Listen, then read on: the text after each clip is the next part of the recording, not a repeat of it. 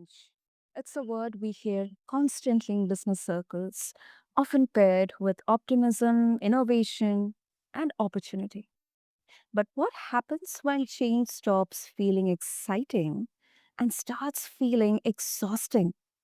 When every new initiative feels like just another wave you are expected to surf without any rest?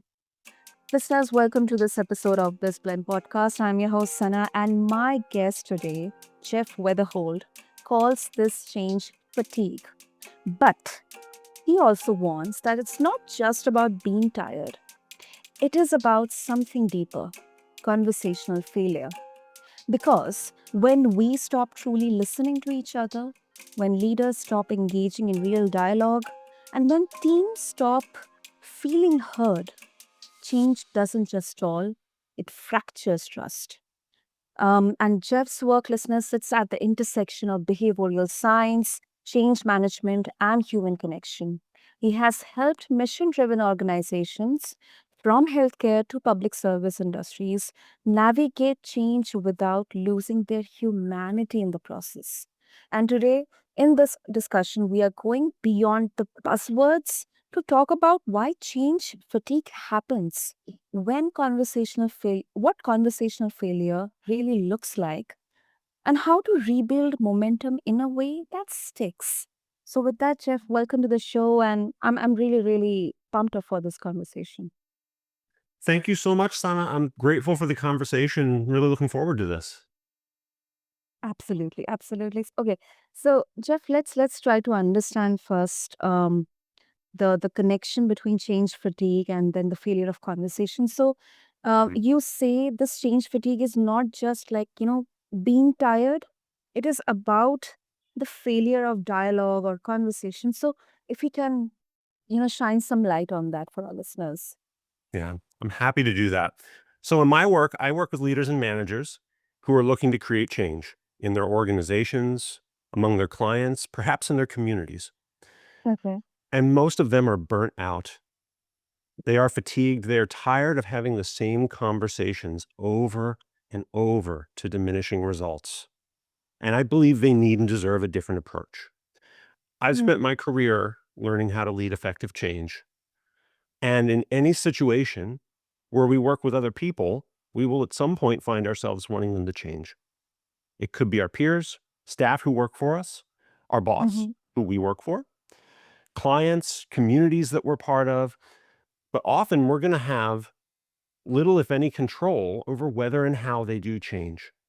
We're going to need them to choose to change if we want to achieve our goals. So I'm trained in the fields of change management and continuous improvement, and I know from firsthand experience that we waste immense amounts of time and resources on failed change efforts. There's a lot of data to back that up. Many of us have been taught that the right information and the right plan will help others decide to change, and we have been badly misled. Mm-hmm. Traditional approaches to change management that look like that generate lasting results about 12% of the time. 12%. It's an 88% rate of failure. Yeah. We have more than enough data Yeah. to understand where they fall short. We teach people how to think about change, but we never teach them how to speak to it. Creating change means learning how to speak Mhm. to others who have different perspectives on it. And this is not something that most people get good at by accident. Many of us struggle. I struggled when I first learned this. It takes Mhm. skill and practice to have productive conversations about change that balance our desire to see it with our respect for others' decisions where they have that agency and with our own well-being. And I teach and coach teams on how to get there. Super. That's very, very interesting, Jeff. I think because I've seen I've experienced when I was a part of a team going through changes after changes without losing morale, but only when the communication felt really authentic and two-way as well. So, Jeff, one question comes to my mind. So, if it is less about exhaustion and it's more about disconnection, Does that mean leaders are unintentionally creating the very resistance they're trying to solve? Yes, and I would put an emphasis on the word unintentionally that you used. I would also say I try not to use the word resistance. And as a field, we as change managers and as teachers in this field, we use that word all the time. We are guilty of normalizing that word. But when we tell people they're resistant, we don't help our cause in any way, shape, or form. I try to help people get to a place where they think of it as someone who feels differently about change than they do. Because there are a lot of reasons that people can choose not to change. Resistance implies that they've made a conscious decision. And in some cases, that's true. Often it's not.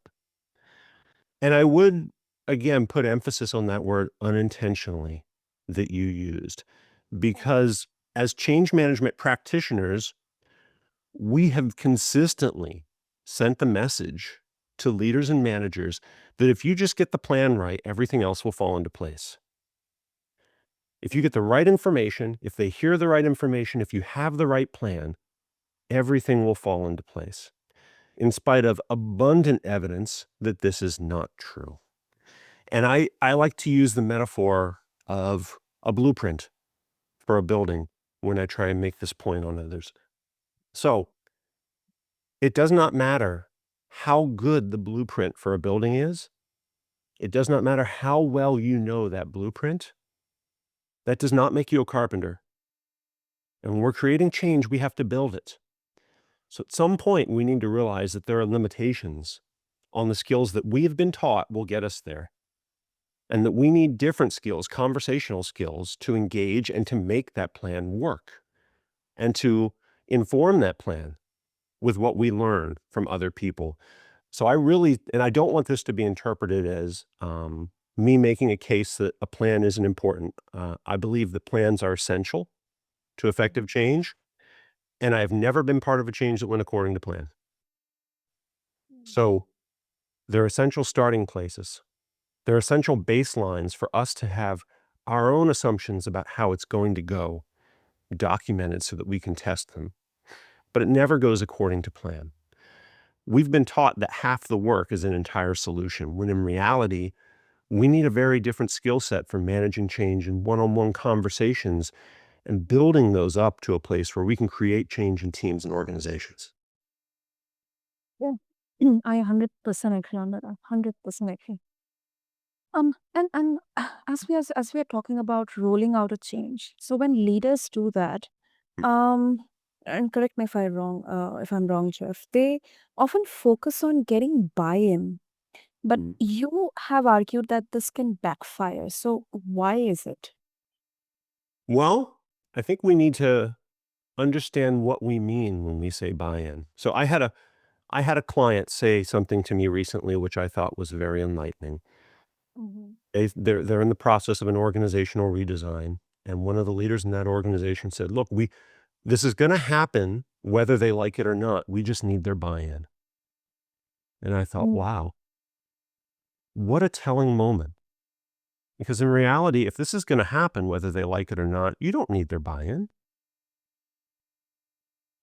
But this leader was aware that they did. What they hadn't done is really take time to reflect on that and understand what that means. If we interpret buy-in as someone signing off on something that you have handed to them top down, I Mhm. think that's badly misunderstanding it. Mm. One of the foundational elements of any effective conversation about change that I teach and coach clients on is understanding agency or autonomy, Mhm. where people have the room to make their own decisions. Now, I am a firm believer that there is agency in any change that we ask people to make. It may be vast, it may be limited.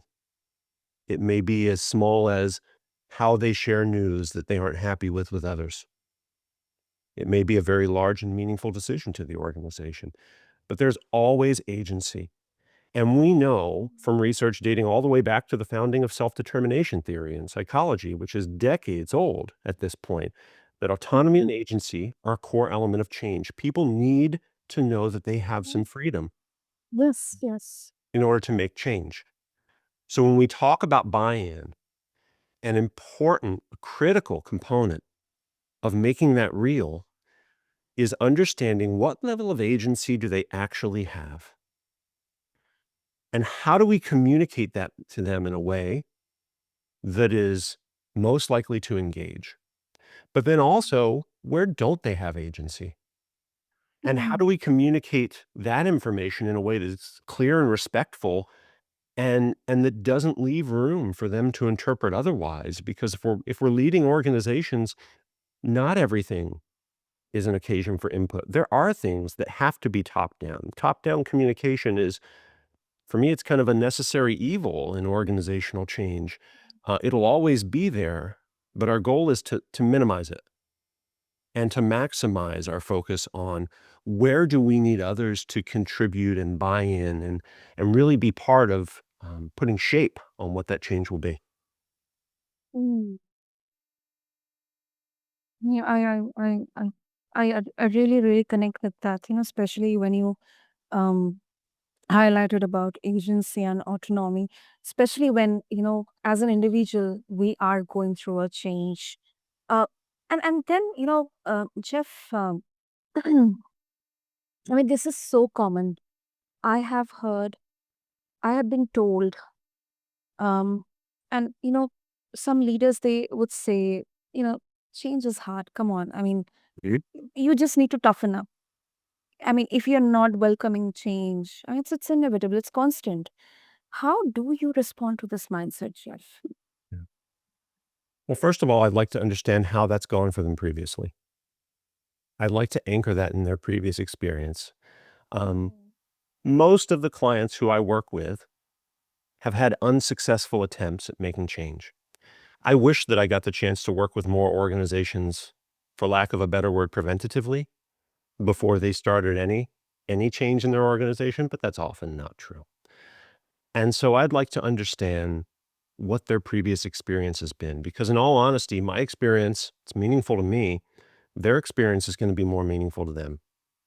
So if I can anchor what I've learned in what they have seen and felt and know from their organization, that's going to have much more of an impact. I also want to appeal to those leaders and managers to that sense of change fatigue that you mentioned at the start of this conversation, because they're always exhausted. They're always overworked. They always have too much on their plates. They're always tired.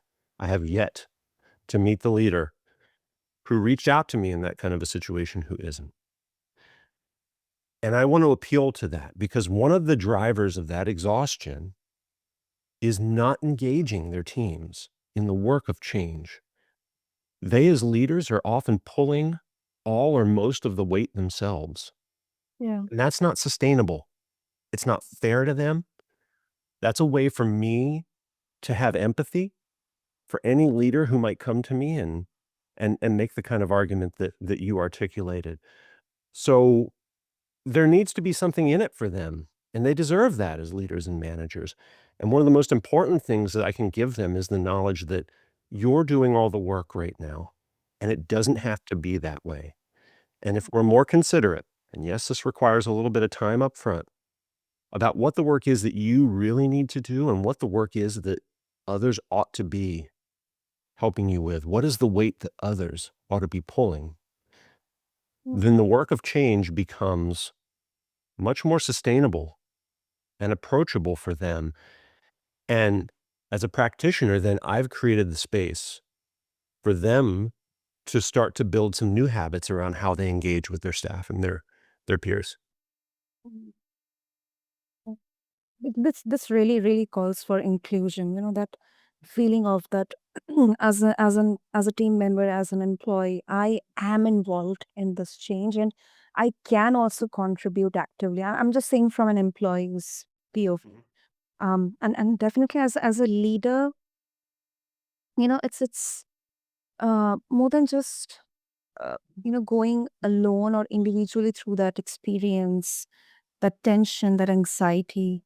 I think it Mhm. becomes a shared experience, and then you have definitely a lot of innovation, a lot of ideas can, birth, get, get created during those conversations as well. Mhm. Inclusion is really important, and I think one of the points that I can make to Mhm. organizations around inclusion is that it's not only a nice to have.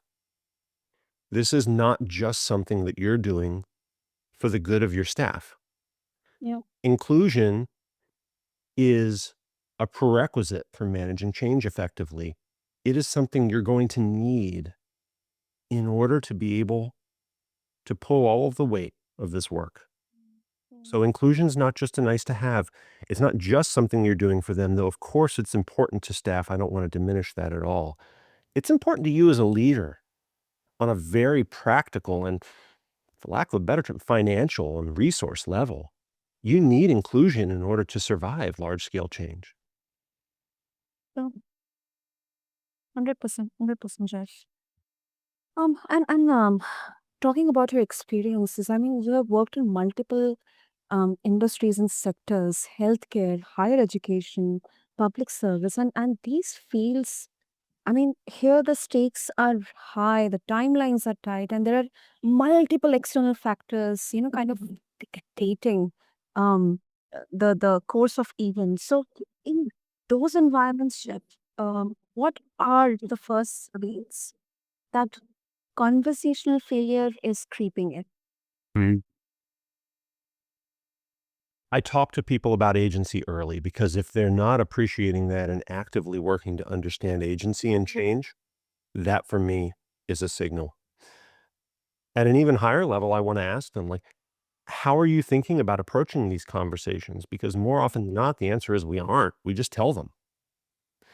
And there are literally decades of evidence for how to have effective conversations to help others move toward change that you can't make for them. I predominantly draw from the field of motivational interviewing, but I draw from a number of other disciplines as well in order to support leaders and managers in different kinds of conversations. Mm-hmm. And there is ample evidence out there for what works. Not only do most people not use it, most people aren't even aware that it exists. So I can get a read pretty early for, are you thinking about this in a deliberate way at all? And how are you thinking about agency, not just as a way to meet the needs of staff, but as a way to meet your own needs as a leader and manager? And then I would test for sort of a core assumption that I often see people make about change, which is the belief that people have already made up their minds. We often assume that people have fixed opinions about change.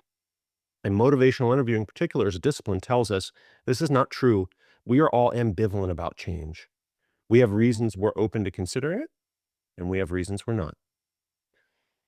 So moving away from the idea that we have fixed attitudes opens up a world of possibilities, right? All of a sudden, people don't change when they let go of their beliefs wholesale.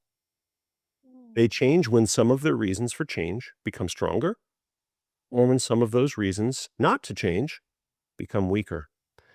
And when we approach change from that perspective, new horizons open to leaders and managers. All of a sudden, you don't have to convince them to think exactly your way. You don't have to convince them to abandon all of their beliefs about change. You have multiple paths forward for how you could nudge their reasons for change up or their reasons not to change down in order to move them of their own free will, using their own intrinsic motivation in the direction that you need them to go. Mm, of course. Yes. And uh, I mean, yeah, I mean, it depends on industry to industry, company to company, culture to culture. But Jeff, is there any fastest way to course correct before it becomes like a norm, like a culture? Are there any non-negotiables? I think that the first step is a really basic one, but it's a really important one that many organizations lack, which is to recognize that this work matters. Um, I am not out there doing work that most customers already appreciate as a need. I am out there doing work that they don't recognize as a need in many cases. And the rewards of that for me are very great, but the challenges can be as well. So recognizing that the way I speak to people about change matters every bit as much as the time and resources that we spend planning for it and scripting out how we think it's going to go. Okay. That for me is essential. And then an understanding that there is agency in all change and there is intrinsic motivation that staff have for change in any situation. That intrinsic motivation exists. And one of the things we know about that is that you can either work with it or against it. When you work with it, you're able to have others help pull the load. When you work against it, you create even more work for yourself. And there's great evidence out there that when people are intrinsically motivated, when they have their own reasons to change, Mhm. and we try to extrinsically motivate them, we make it less likely that they will change over time and less likely that that'll be sustained. What happens is they don't feel their reasons are acknowledged. We've taken a renewable resource in the form of intrinsic motivation and replaced it with one that leaders and managers have to supply on a regular basis. Correct. And Yep. that is a path to failure and exhaustion and change fatigue. So recognizing they have motivation to change is essential, because at that point the question becomes, how do we learn about it and how do we work with it?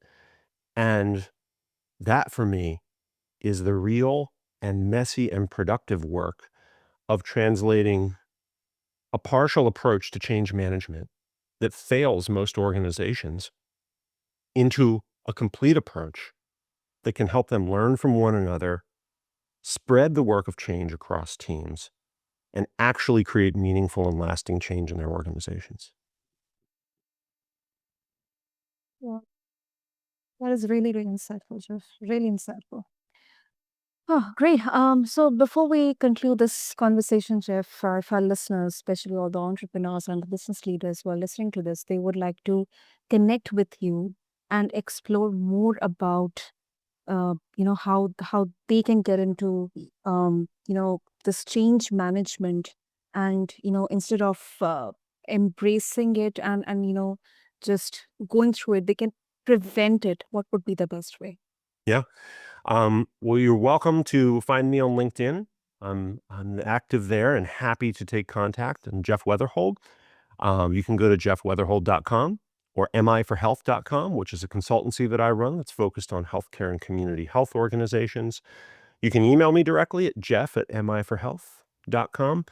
And whether or not you're interested in, engaging with me on sort of the level of business, I welcome conversations because I see leaders and managers suffer with this work on a daily basis, and I see their teams suffer with them. It means a lot to me to be able to help organizations alleviate that suffering. And even if a quick call is what it would take to help you maybe take the edge off a little bit of that as a leader or a manager, I welcome that and I'm open to it.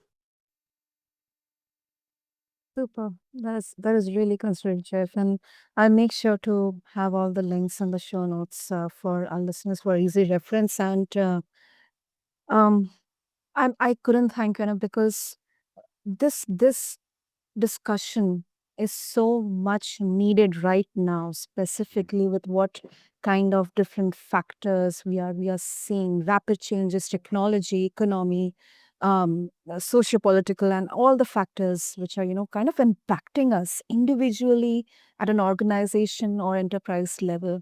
So thank you so much, Jeff, for showing us that it is really a human one. Change fatigue is human one. It is about the spaces between the bullet points, the quality of the conversation, the willingness, the readiness to hear what's not being said, and then the courage to slow down long enough to align before going forward. So thank you. The courage to slow down is a really great way to sum this up. Thank you for sharing that with me, and thank you for this conversation. Thank you. Thank you so much, Jeff. And to all the listeners out there, if you are leading change right now, or if you are on the receiving end of it, maybe the question to ask isn't how do we push harder, but how do we listen better? That might be the conversation that turns fatigue into momentum. So, thank you to everyone for tuning into this episode. Until then, this is your host, Sana, signing off from BizBlend. Thank you.